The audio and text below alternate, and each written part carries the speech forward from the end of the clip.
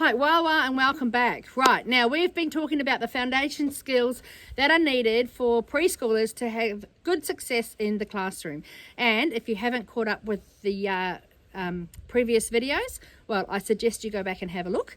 But it's not reading, writing, and maths. Okay, so just to quickly recap.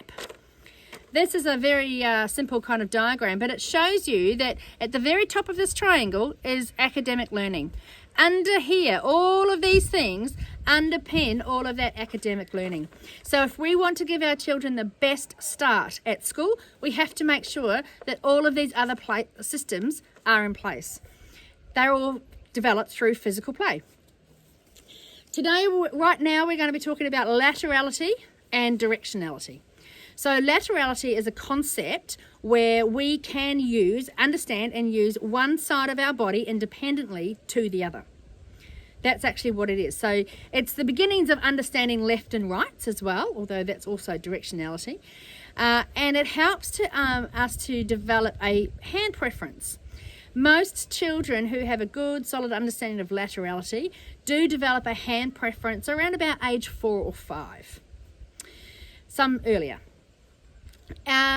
And it has a big impact on literacy and on our ability to understand and to write.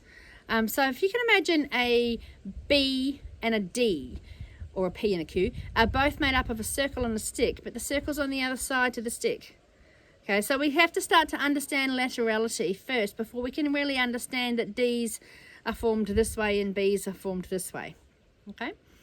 So that's laterality. If we don't have laterality, then overall coordination can be a real challenge for these children. Directionality is about understanding concepts like up and down, eventually left and right, over, under, on top, underneath or below, all of those kind of concepts. And those are also very important for the development of language understanding and mathematical concepts, and also just simple things in the classroom. So I have actually heard of children who get through to school and not from our kindergarten, just to let you know, but I have actually heard of other children who get through to school and the teacher has said, for example, right, start at the top of the page, and they couldn't locate the top of the page. Okay, so if children don't know where the top of their head is or underneath their chin is, for example, then they can't possibly start with any of these directions that are given in the classroom, and they're really going to struggle. You can see now how laterality and directionality can impact the working effects in the classroom. All right.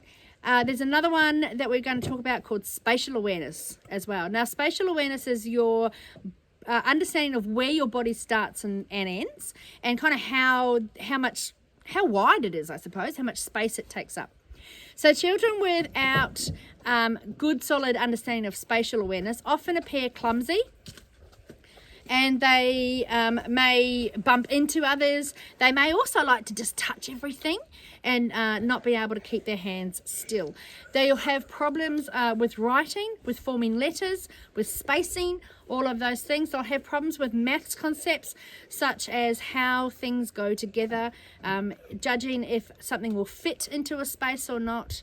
If you can imagine a jigsaw puzzle, children with spatial awareness challenges are going to have a big problem trying to fit those jigsaw pieces in together. Okay, so all of those things are really, really key to school readiness. Now, you can develop a lot of these systems through hands-on play. Simon Says is a wonderful game for all of this. Simon Says, put your hands on your head. Simon Says, put your hands under your chin. Simon Says, put your hands behind your back. All of those things are laterality and directionality focused. Okay, I will give you some more ideas of how to develop this and some more links underneath this video. Okay, so for now, dwagan.